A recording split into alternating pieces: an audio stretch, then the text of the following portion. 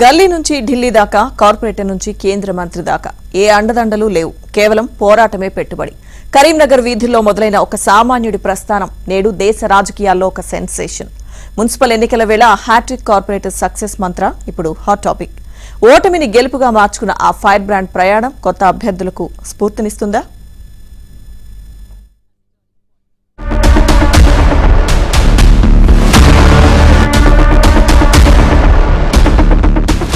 ఎన్ని వేల మైళ్ల దూరమైనా ఒక్క అడుగుతోనే మొదలవుతుంది.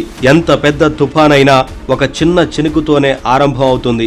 కానీ రాజకీయాల్లో ఆ అడుగు పడటం ఎంత కష్టమో ఆ తుఫానును ఎదుర్కోవడం అంతకంటే కష్టం. రాజకీయ నేపథ్యం ఉంటే రాత్రికి రాత్రే పదవులొస్తాయి. కానీ ఏ బ్యాక్గ్రౌండ్ లేకుండా కేవలం ప్రజల అండతో అంచెలంచెలుగా ఎదగడం బండి సంజయ్ కుమార్కే సాధ్యమైంది. కరీంనగర్ మున్సిపల్ కార్పొరేషన్ గల్లీల్లో కార్యకర్తగా తిరిగిన ఒక వ్యక్తి నేడు జాతీయ రాజకీయాల్లో చక్రం తిప్పుతున్నారు.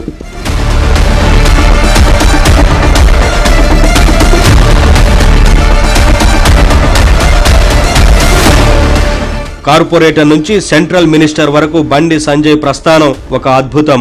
2005లో కరీంనగర్ మున్సిపల్ కార్పొరేషన్లో 48వ డివిజన్ నుంచి తొలిసారి కార్పొరేటర్గా గెలిచి తన జైత్రయాత్ర మొదలుపెట్టారు. అలా వరుసగా 3 సార్లు కార్పొరేటర్గా హ్యాట్రిక్ విజయం సాధించి మున్సిపల్ పాలిటిక్స్ పై తనదైన ముద్ర వేశారు. అర్బన్ బ్యాంక్ డైరెక్టర్గా, కార్పొరేటర్గా స్థానిక సమస్యలపై ఆయన చేసిన పోరాటాలే నేడు ఆయన్ను కేంద్ర మంత్రి పీఠంపై కూర్చోబెట్టాయి.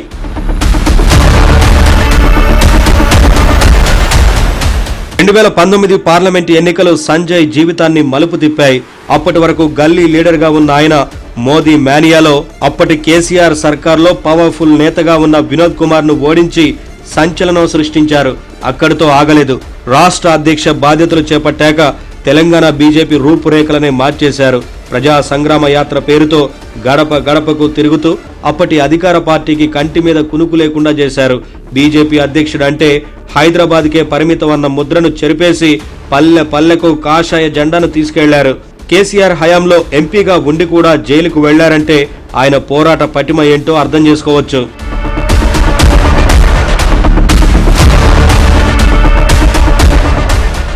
బండి సంజయ్ రాజకీయాల్లో ఒక విచిత్రమైన రికార్డుంది. ఎంపీగా 2 సార్లు బంపర్ మెజారిటీతో గెలిచిన ఆయన ఎమ్మెల్యేగా మాత్రం 3 సార్లు ఓటమిని చవిచూశారు. గంగుల కమలాకర్ చేతిలో ఓడిపోయినప్పటికీ ఆయన ఎక్కడా వెనకడుగు వేయలేదు. హిందుత్వ ఎజెండా కారణంగా ఒక వర్గం ఓట్లు దూరం కావడంతో అసెంబ్లీకి వెళ్లలేకపోయినా జాతీయ స్థాయిలో మాత్రం ఆయన గ్రాఫ్ పెరుగుతూనే పోయింది. అందుకే అధిష్టానం బండి సంజయ్ కష్టాన్ని గుర్తించి రాష్ట్ర అధ్యక్షుని చేసింది. రాష్ట్ర అధ్యక్షుడు అయ్యాక బీజేపీని కింది స్థాయి నుంచి ప్రధాన ప్రతిపక్షం తామే అనే స్థాయికి తెచ్చారు. అయితే 2023 అసెంబ్లీ ఎన్నికలకు కొన్ని నెలల ముందు ఆయన్ను రాష్ట్ర అధ్యక్ష పదవి నుంచి తొలగించి జాతీయ ప్రధాన కార్యదర్శిని చేసింది.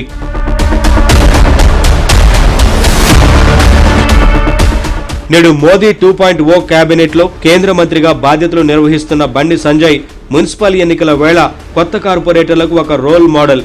కార్పొరేటర్ కష్టాలు నాకు తెలుసు, అందుకే కేంద్రం నుంచి పట్టణాలకు నిధులు తెస్తున్నా అంటూ చెబుతున్నారు. ఇప్పుడు కృషి చేసిన ఆల్రెడీ ఇంకా చేస్తున్నాం. ఇప్పుడు కూడా కార్పొరేషన్లో దాదాపు 50 నుంచి 70 కోట్ల రూపాయలు ఆల్రెడీ వచ్చిండే కేంద్ర ప్రభుత్వాన్ని. దానికి ప్రజలకు అప్పీల్ చేస్తున్నాను. ఈ కార్పొరేషన్ మేయర్ను మాకు అప్పగిస్తే ఈ నిధులను నిజాయితీగా నిబద్ధతతో సద్వినియోగం చేస్తాం.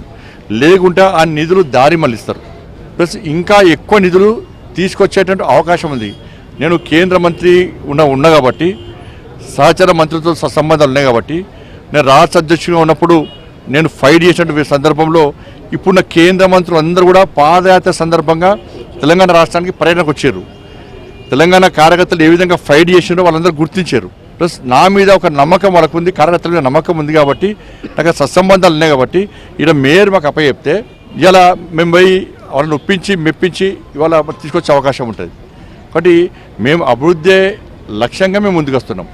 ఇంతింతాయి వటుడింతాయి అన్నట్లుగా ఎదిగిన సంజయ్ తన పార్లమెంటు పరిధిలోని అన్ని మున్సిపాలిటీల్లో కాషాయ జెండా ఎగరవేస్తామనే ధీమాతో ఉన్నారు.